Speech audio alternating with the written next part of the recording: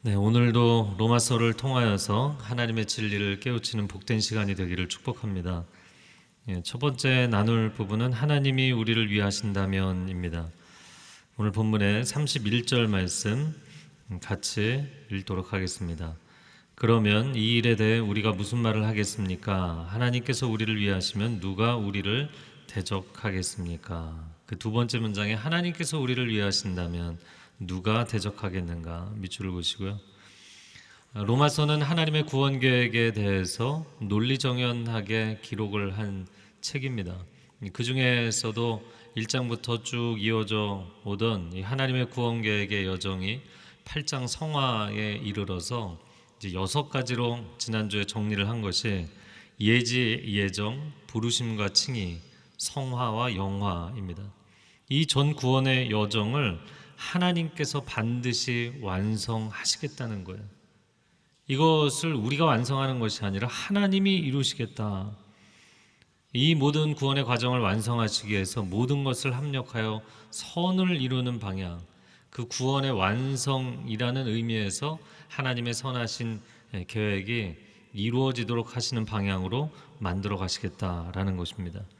역사의 주관자 하나님께서 이 일을 친히 계획하시고 진행하실 것인데 우리가 거기에 무슨 다른 말을 덧붙일 수 있겠는가? 하나님께서 우리를 위하신다면 아무도 우리를 대적할 수 없는 줄로 믿습니다. 구원의 전 여정을 생각해 보면서 이 사도 바울이 본인이 이야기를 하면서도 영적인 감격이 차오르는 거죠. 영적으로 보자면 내 편이 있는 것이 아닙니다. 그러나 우리가 하나님 편에 선다면 하나님께서 나같이 비참한 죄인을 하나님의 사람으로 만드시겠다는 거예요. 그런데 감히 누가 방해를 할 수가 있겠는가? 그런데 성경을 보고 역사를 살펴보면 사탄은 하나님을 대적하는 존재로 활동을 하고 있잖아요. 물론 그래서 천상에서 쫓겨났지만 그 이후로도 끊임없이 하나님을 모독하고 이 구원 역사를 회방하는 일을 하고 있습니다. 다만 한 가지 알 것은 사탄이 아무리 날뛴다 할지라도 하나님 앞에서는 하나님의 허용 없이는 수족을 놀릴 수 없는 그런 미약한 존재라는 것이죠. 사복음서에 예수님이 등장하시기만 해도 귀신들이 지극히 높으신 하나님의 아들 예수여 우리를 괴롭게 하지 말아 주십시오. 간절히 요청을 하고 비는 장면들을 많이 보게 됩니다. 저와 여러분이 거룩한 하나님의 자녀들로 살아가며 승리하기를 축복합니다.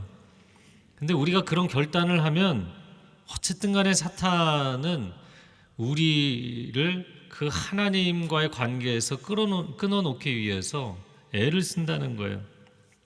그러나 영적 전쟁이 아무리 치열할지라도 하나님 나라의 영광은 찬란할 줄로 믿습니다. 사탄이 불화살을 아무리 쏜다 할지라도 믿음의 방패로 이 모든 것들을 막아낼 것이고 또 구원의 투구와 성령의 검, 곧 하나님의 말씀을 가지고 우리는 영적 전쟁에서 승리하는 사람들이 될 것입니다. 이 모든 것이 가능한 것은 하나님이 이 구원 역사를 완성하실 것이기 때문에 내가 완성하는 것이 아니라 그분이 완성하시기 때문에 자, 그 의미가 무엇인지를 32절에 추가적으로 설명합니다. 같이 읽겠습니다. 자기 아들을 아끼지 않으시고 우리 모두를 위해 내어주신 분께서 어떻게 아들과 함께 모든 것을 우리에게 은혜로 주지 않으시겠습니까? 아들을 내어주신 분께서 어찌 이 모든 것을 주지 않으시겠는가? 세상이 흉흉하고 사탄은 끊임없이 집요하게 공격하고 나 자신을 바라보면 너무나 연약하기 때문에 과연 내가 이 구원의 완성을 이루고 하나님 나라에 평안하게 들어갈 수 있을까? 이런 것이 인생의 여정마다 두렵고 근심이 되고 걱정이 되는 사람들이 있습니다.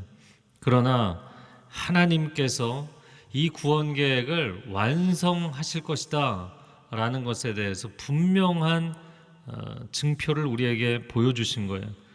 그것은 무엇이냐면 우리가 32절에 본 것처럼 아들 예수 그리스도를 우리를 살리시기 위해서 십자가에 내어주시는 그 사건입니다. 이 십자가의 구속의 사건이야말로 하나님께서 이 모든 여정을 완성하실 것이라는 가장 중요한 보증이 되는 거예요.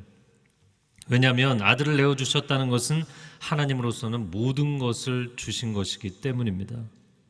더 이상 주실 게 없어요. 당신 자신을 내어주신 것이기도 합니다. 삼위일체이시기 때문에. 자, 아들까지 내어주셨는데 다른 무엇을 주시지 않겠는가? 아들까지 내어주시며 나를 구원하셨는데 다른 무엇을 하나님께서 이 구원을 완성하시기 위해서 하지 않으시겠는가? 여러분, 백화점에서 특별 세일 기간 같은 때 물건을 사면 거기서 함께 주는 사은품 같은 거 있잖아요. 여러분, 사은품을 돈 내고 사는 게 아니잖아요.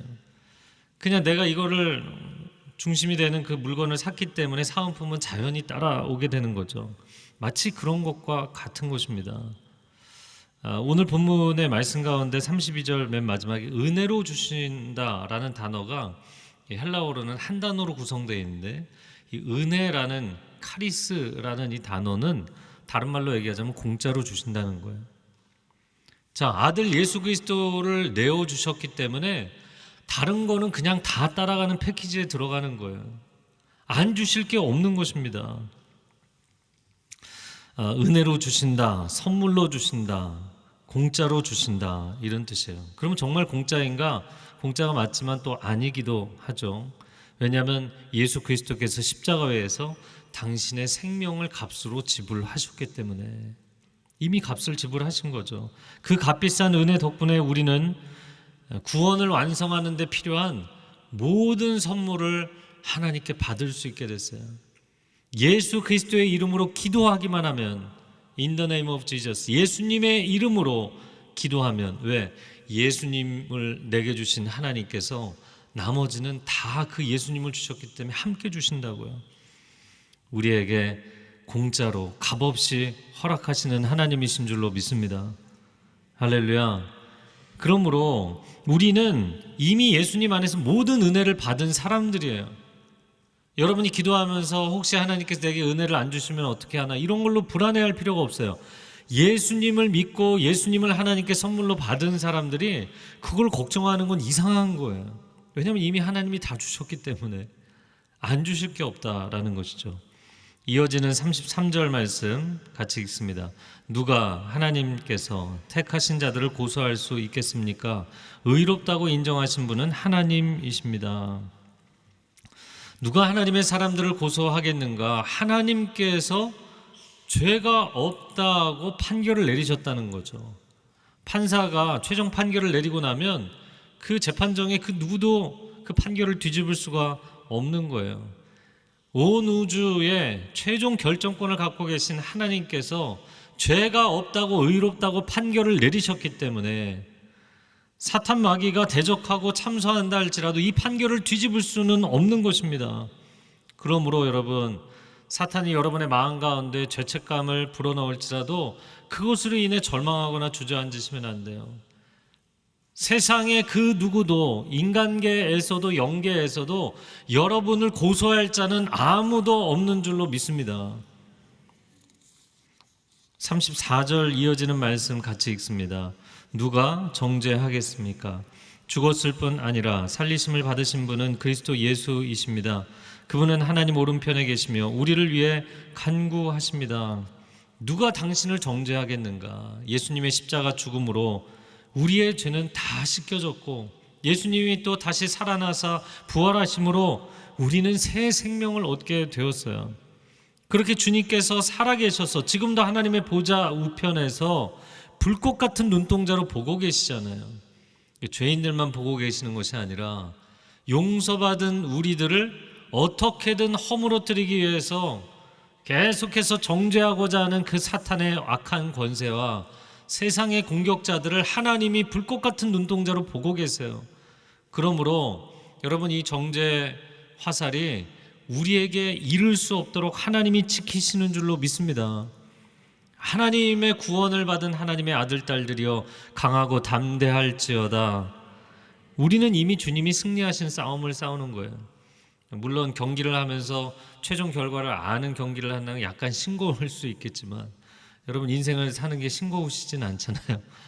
상당히 날마다 이 영적 전쟁을 치르며 우리의 사명을 다하며 사는 것이 날마다 엄청난 힘을 소진하며 살아가는 그런 삶입니다. 자, 그러나 최후 승리는 이미 우리에게 보장되어 있다는 거예요. 요한복음 16장 33절 같이 읽겠습니다. 이것을 너희에게 이르는 것은 너희로 내 안에서 평안을 누리게 하려 함이라. 세상에서는 너희가 환난을 당하나 담대하라. 내가 세상을 이겼노라. 이미 이기셨다는 거예요. 예수 그리스도께서 이기신 그 전쟁, 그 승리를 우리는 따라갈 뿐인 것이죠. 그러므로 이 구원 여정에서 인생을 살아가며 지쳐서 주저앉은 사람들이 있다면 예수의 이름에 의지하여 다시 일어서시기를 축복합니다. 히브리서 12장 12, 13절에 이렇게 권면합니다. 피곤한 손과 연약한 무릎을 일으켜 세우고 너희 발을 위하여 곧은 길을 만들어 저는 다리로 하여금 어그러지지 않고 고침을 받게 하라. 아무리 험난한 여정일지라도 우리는 천성문 앞에 이르기까지 반드시 이 여정을 완성할 것입니다. 우리는 주님 앞에 서게 될 거예요. 왜냐하면 주님께서 주 예수께서 우리와 동행해 주시고 또 성령님이 갈 바를 알지 못할 때 우리를 위하여 탄식하여 기도하시며 우리 앞길을 인도해 주실 것이기 때문입니다. 히브리서 10장 39절 같이 읽어볼까요? 우리는 뒤로 물러가 침륜에 빠질 자가 아니요 오직 영혼을 구원함에 이르는 믿음을 가진 자니라. 군인들이 장거리 행군을 할 때도 그렇습니다. 이동을 할 때 내가 개인적으로 힘들다고 해서 혼자 주저앉잖아요. 그럼 다시 일어나서 따라가기 굉장히 힘들게 돼 있어요. 여러분, 이 인생의 여정, 신앙의 여정을 갈 때 아무리 어두운 터널일지라도 도대체 하나님 왜 저에게 이런 고난을 주십니까? 그러면서 주저앉으시면 안 돼요. 그 질문에 대한 해답은 이 터널이 끝나는 날, 그 터널의 끝에서 찬란한 햇살이 비추는 날 자연스럽게 깨달아지게 돼 있어요. 고난의 한가운데 있기 때문에 해석이 안 되는 부분이 반드시 있습니다. 그러므로 터널 안에 있을 때는 일단 빠져나오는 게 중요한 거예요. 인생의 고난의 터널 속에서 포기하지 않고 믿음으로 한 걸음씩 전진하는 저와 여러분이 되기를 바랍니다. 자, 두 번째 나누고 싶은 것은 하나님의 사랑에서 끊을 수 없다는 거예요. 오늘 본문의 35절 말씀 같이 읽습니다. 누가 우리를 그리스도의 사랑에서 끊을 수 있겠습니까? 환난이나 공고나 핍박이나 배고픔이나 헐벗음이나 위험이나 칼이겠습니까? 35절의 첫 번째 문장의 밑줄을 그으시겠어요? 누가 우리를 그리스도의 사랑에서 끊겠느냐? 불가능하다는 얘기를 하는 거예요. 그 불가능함에도 불구하고 사탄은 우리를 그리스도의 사랑에서 끊어보겠다고 갖은 애를 쓰는 거죠. 환난과 곤고와 핍박, 배고픔과 헐벗음, 위험과 칼로 우리를 위협하는 그래서 사탄이 악한 일을 하는 데 있어서 참 성실하게 노력을 하고 있는 거죠. 우리가 하나님 곁에서 떨어져 나가도록 예수님과 멀어지도록 만들고 싶은 거예요. 그러나 영적 전쟁에서 우리가 주님과 멀어지면 내 힘으로 이겨낼 수가 없는데 내가 왜 주님 곁을 떠나겠어요?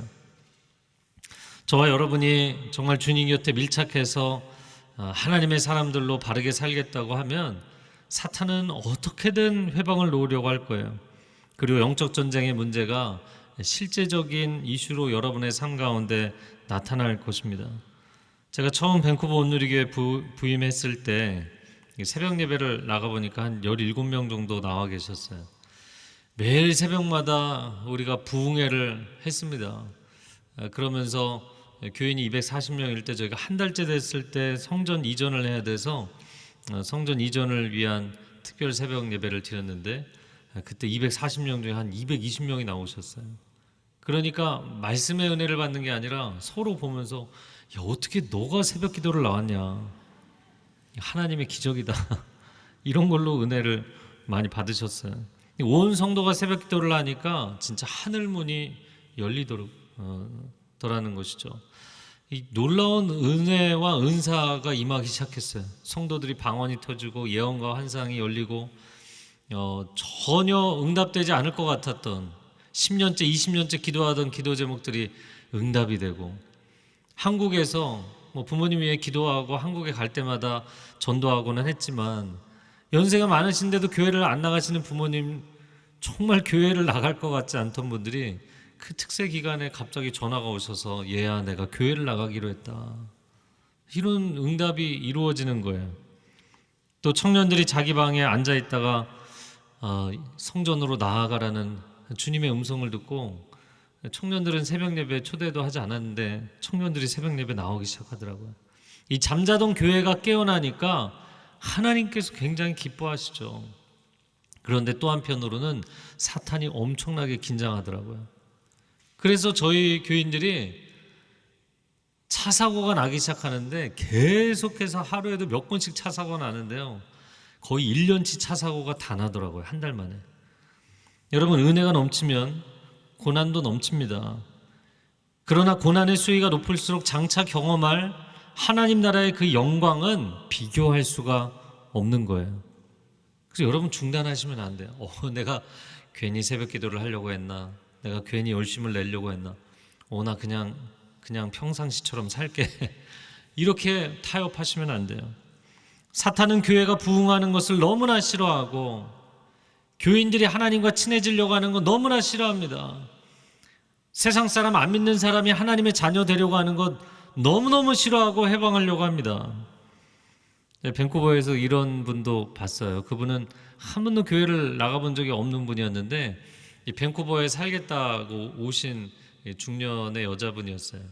오전에 차가 필요하니까 차 장기 리스를 하는 곳에 가서 실장님과 만나서 이제 계약서까지 썼는데 다 이제 계약서 쓰고 나니까 그 실장님이 저희 교인, 저희 집사님이었거든요. 교회 다니시나요? 교회 안 다니는데 여기 밴쿠버에 좋은 교회가 있습니다. 밴쿠버 온누리교회 나오시죠. 네, 알겠습니다. 그러고서는 나온 거예요. 그리고 살림살이를 사러 오후에 몰에 갔는데 지나가던 한국 여자분이 다가오더니 교회를 다니시나요? 아니, 저 교회 안 다니는데요. 밴쿠버에 좋은 교회가 있습니다. 온누리교회라고 나오시죠. 희한한 일이잖아요. 오전에도 그런 얘기를 듣고 똑같은 얘기를 오후에 들으니까. 게다가 그 두 사람이 부부였어요. 이게 우연의 일치라고 얘기할 수가 없는 거예요. 그 넓은 밴쿠버에서. 그래서 이분이 나가봐야겠다 이렇게 생각하고 수요 여성 예배 나오기 시작했어요. 교회라는 곳에 이제 처음 나오셔서 그 인도 하신 여집사님 이렇게 데리고 오셨어요. 기도해 달라고. 그래서 기도 제목이 어떻게 되시나요? 여쭤봤더니 남편이 사업을 하는데 사업이 잘 되게 기도해 달라고. 어떤 사업을 하시냐 그러니까 바다 이야기를 한대요. 제가 뉴스에서 본 것 같아요. 불법 도박장.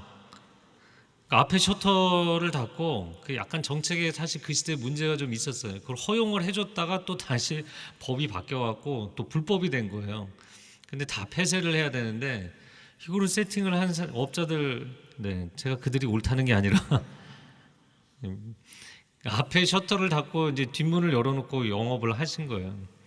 그리고 얘기를 들어보니까 그 집안에 무당도 있고 뭐 그런 집안이었어요. 이분이 몇 번 수요 여성 예배를 나오시면서 은혜 받고 좋았습니다. 그런데 참 희한한 현상이 나타나기 시작하더라고요. 교회에 나와서 예배당에만 앉아 있으면 머리가 깨질 듯이 아픈 거예요. 그런데 예배당에서 나가면 거짓말처럼 괜찮아져요. 예배당에만 들어오면 머리가 너무너무 아픈 거예요. 몇 주째 반복해서 그런 현상이 나타나니까. 근데 그 다음에는 더 심각한 현상이 나타나기 시작했어요. 집에서 교회를 가야지 생각하는 순간부터 머리가 아프기 시작하는 거예요. 그러니까 이걸 뭐라고 설명을 하겠습니까? 이거는 사탄이 공격하는 것이잖아요. 이분이 저한테 찾아와서 울상이 돼서 내가 어떻게 해야 되겠느냐. 교회를 그만 나와야 되지 않겠냐. 아니, 계속 나오셔야 됩니다. 자매님이 하나님의 사람으로 어둠에서 빛으로 나오려고 하니까 사탄이 가로막는 것입니다. 예수 그리스도의 이름으로 이 악한 어둠의 영들은 떠나갈지어다 믿음으로 선포하시고 이 문제가 해결될 때까지, 쇼부가 날 때까지 나오셔야 된다. 그래서 그분이 계속 나오셨어요. 결국에 어떻게 됐을까요? 두통도 사라지고 사탄도 떠난 줄로 믿습니다. 해결을 받았거든요. 자, 이어지는 36절 말씀 같이 읽어볼까요? 기록되기를 우리가 종일 주를 위해 죽임을 당하며 도살할 양같이 여김을 받았다라고 한 것과 같습니다. 우리가 주를 위해 죽임을 당한다. 이게 무슨 말이냐면 2000년 전에 그 박해자들이 하나님의 아들 그리스도께서 오셨는데 박해해서 십자가에 못 박아 죽였잖아요. 그러니까 예수님을 그렇게 박해한 것처럼 예수님을 믿는 우리도 죽이려고 박해를 한다는 거예요. 제가 대학 청년본부 사역을 할 때 가장 큰 숙제가 뭐였냐면 청년들이 밴쿠버 제가 가기 전 한 4, 5년 전만 해도 매년 수십 명씩 선교 프로그램에 선교사 자원을 했는데 제가 돌아와 보니까 1년이 가도 한두 명도 신청을 안 하고 있었어요. 이게 심각한 상황이었습니다. 하영조 목사님이 생전에 마지막으로 주셨던 과제가 청년들이 선교사 재혼신을 해야 된다. 그래서 제가 기도하고 고민하는 가운데 카운트다운 집회를 시작을 했습니다. 그리고 그 집회 마지막 프로그램이 FA 단기 선교사 콜링을 해서 신청을 받는 것이었어요.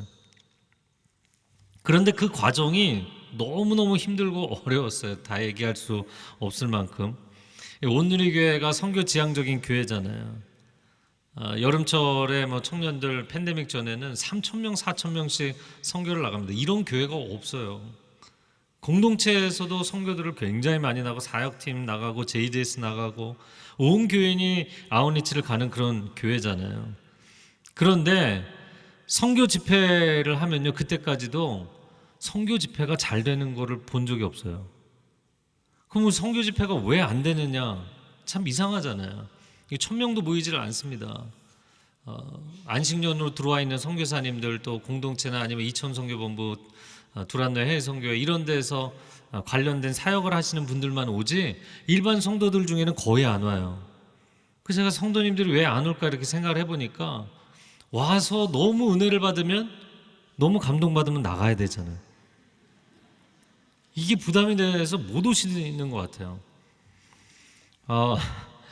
당시에 청년들도 선교 지원을 안 하고 선교사 콜링을 하려면 선교 집회를 열어야겠는데 선교 집회를 열어서 사람들이 오지 않고 정말 하나님 앞에 매달려 기도하면서 목숨 걸고 준비를 했습니다.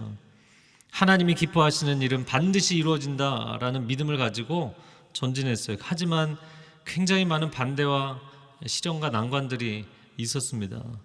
그런데 하나님께서 복을 주셔서 결국에 그 집회를 오픈했을 때 4,000명이 모이고 그리고 마지막 날 잠실에서 집회를 할 때 8,000명이 모였거든요. 할렐루야. 그 마지막 집회 때 한 목사님 설교하시고 짐시말라 목사님 설교하시고 그리고 제가 이제 콜링을 하기 위해서 단에 올라갔는데 기도 인도를 해야 되는데 뭐 여기서부터 거의 통곡이 나오는 거예요. 너무너무 눈물이 그냥 눈물 방울이 아니라 줄줄줄 새듯이 그냥 눈물이 나는 거예요. 내가 너무 성령의 감동을 받아서 그런가. 그리고 제 자신을 이렇게 보니까 너무너무 힘들었어서 그러는 거더라고요. 이 안 되는 거를 거기까지 만들어 오느라 너무너무 외롭고 힘들었던 거예요. 그래서 그 힘들었던 게 이렇게 눈물이 막 터져 나오더라고요. 근데 제가 거기서 그렇게 눈물을 쏟으면서 기도 인도를 하는데 너무나 외로운 십자가의 길을 가셨던 그 예수님과 아주 작지만 동질감을 느끼기 시작했어요. 여러분, 사역을 하면서 우리는 사역하면서 힘든 일들 많이 생기잖아요. 그러면 사람 때문에 마음 어렵기도 하고 너무 많은 일을 시키면서 하나도 인정해 주지도 않고 격려해 주지도 않고 막 그런 것 때문에 스트레스 받고 시험 들기도 하고요. 그렇게 하다가 중간에 내려놓는 일들이 참 많거든요. 그래서 가끔가다 교회 사역 열심히 하던 분들 중에서 저도 이제는 좀 사역을 내려놓고 예배의 자리로 돌아가겠습니다. 그럼 제가 절대로 그러지 마시라고, 더 가셔야 됩니다. 더 힘든 상황까지 가셔야 합니다. 왜냐하면 제가 그런 경험을 했기 때문에. 그럼 어디까지 가느냐? 예수님처럼 십자가에 달리기까지 가셔야 됩니다. 바로 그 자리에서 예수님이 정말 아버지의 뜻을 이루시기 위해서 얼마나 외로우셨고 얼마나 힘드셨는지 그때 예수님과의 동역자 의식을 갖게 되는 거예요. 세상에 많은 사람들이 내가 하나님과 아무 관계가 없다고 생각하죠. 그러나 여러분이 구원받을 때 하나님의 자녀가 된 줄로 믿습니다. 그리고 자녀들 중에서 하나님의 사역을 하게 된 사람들, 봉사가 됐든 주보 한 장을 나눠주고 차 하나를 주차시켜주는 일을 하든 여러분은 하나님의 일꾼이 된 거예요. 근데 그 하나님의 일꾼들 중에서 많은 사람들이 사람 때문에, 상황 때문에 여러 가지로 어려워지면 중간에 내려놓거든요. 그런데 그 선을 넘어서서 거의 십자가를 지는 지경까지 가잖아요. 아주 소수의 사람들이 하나님의 동역자가 되는 거예요. 저는 여러분이 하나님의 동역자가 되시기를 주님의 이름으로 축복합니다. 그 자리까지 가면 거기서 주님이 피 묻은 손으로 우리를 안아주시면서 고맙다, 정말 고맙다, 잘하였도다 착하고 충성된 종아, 내가 하나님 나라 일에 헌신했으니 아버지의 기쁨에 참여할지어다, 그런 축복의 선언을 우리에게 해주실 줄로 믿습니다. 이어지는 37절 같이 읽습니다. 그러나 이 모든 일에 우리를 사랑하시는 분으로 인해 우리가 넉넉히 이깁니다. 어둠의 세력이 말도 안 되는 일임에도 불구하고 끊임없이 공격한다 할지라도 우리를 사랑하시는 그분이 계시다면 우리는 충분히 이길 수 있다. 자, 우리에게만 해당되는 것이 아니라 하나님의 아들인 예수님께도 해당되는 내용이었어요. 예수님이 사람의 몸을 입고 이 땅에 오셔서 사역을 하실 때 딱 2번 하나님 아버지로부터 아주 중요한 메시지를 듣습니다. 첫 번째는 공생애를 시작하기 전에 물세례를 받으시고 나오시는데, 여러분 이 공생애가 고생길이었거든요. 많은 사람들에게 모욕을 당하는 그 3년의 세월을 시작할 때 하나님의 하늘에서 하신 말씀, 마태복음 3장 17절 같이 읽어보겠습니다. 이는 내 사랑하는 아들이요 내 기뻐하는 자라. 하나님의 아들도 이 음성을 들으셔야 힘이 나셨던 거예요. 그리고 마지막 변화산에서 예수님께서 이제 변화산에서 내려오시면 예루살렘 올라가셔서 일주일 만에 돌아가시는 거예요. 그 예수님의 마지막 고난의 여정 앞에서 하나님이 또 똑같은 말씀을 해주세요. 마태복음 17장 5절 같이 읽습니다. 이는 내 사랑하는 아들이요 내 기뻐하는 자니 너희는 그의 말을 들으라. 여러분, 하나님이 기뻐하시는 자리에 서 있음에도 불구하고 고난과 역경이 있다면 이 하나님의 음성을 들으시기를 축복합니다. 이는 내 사랑하는 아들이요 이는 내 사랑하는 딸이요 내 기뻐하는 자라. 내가 고난의 길을 지나가는 동안 내가 너와 함께 하리라. 반드시 내게 승리를 주리라. 내가 절대로 너를 포기하지 아니하리라. 하나님의 아들도 이 음성을 들으시고 어려움을 통과하신 거예요. 당연히 우리도 이 음성을 듣고 인생의 역경의 여정을 통과해야 될 줄로 믿습니다. 38절과 9절 같이 읽습니다. 나는 확신합니다. 죽음이나 생명도 천사들이나 악마들도 현재일이나 장래일이나 어떤 능력도 높음이나 깊음이나 다른 어떤 피조물도 그리스도 예수 우리 주 안에 있는 하나님의 사랑에서 우리를 끊을 수 없습니다.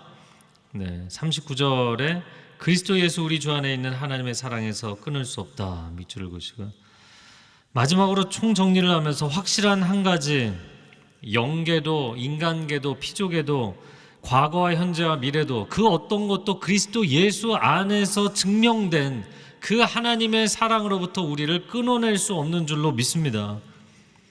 할렐루야. 그 압도적인 하나님의 사랑이 우리를 덮어주시면 고난은 고난이 아닌 거예요. 다 이겨낼 수 있어요. 하나님이 나를 이해해주고 계시잖아요.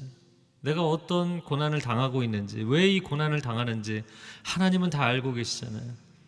그 하나님의 사랑이 나를 감싸주시고 덮어주시면 아무런 문제가 되지 않는다는 거예요.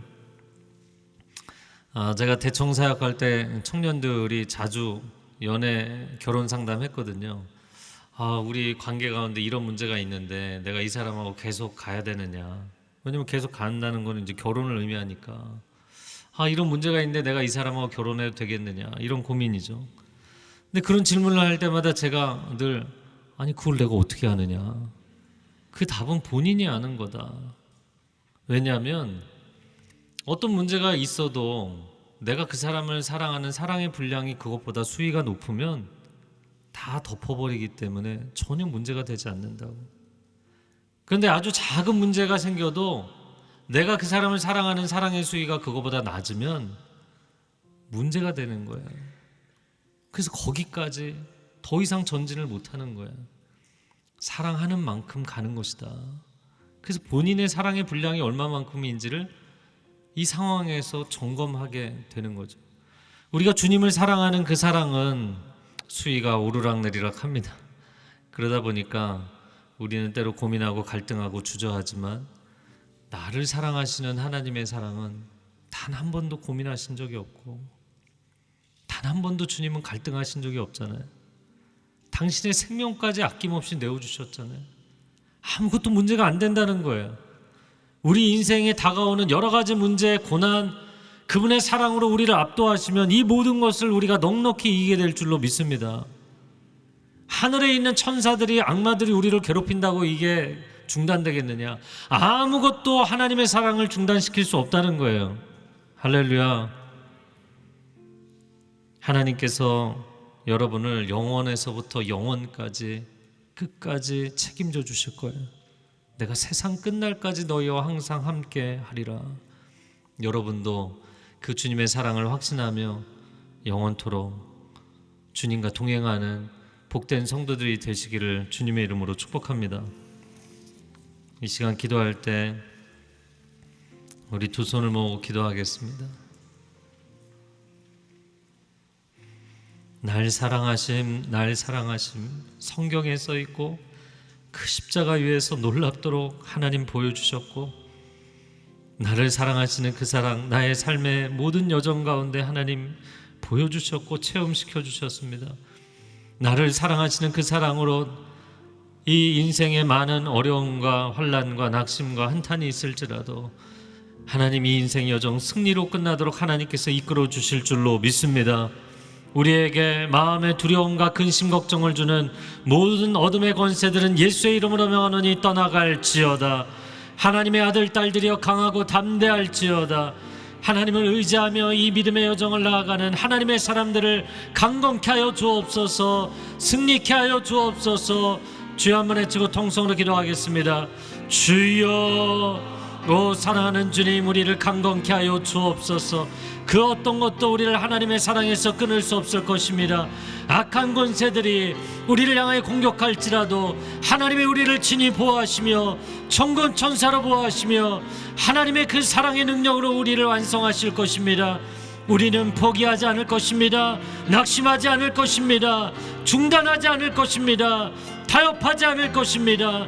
하나님의 승리가 우리의 승리가 될 줄로 믿습니다. 하나님의 영광이 우리 가운데 임하는 그날을 속히 보게 하여 주실 줄로 믿습니다. 오 사랑하는 주님, 감사합니다.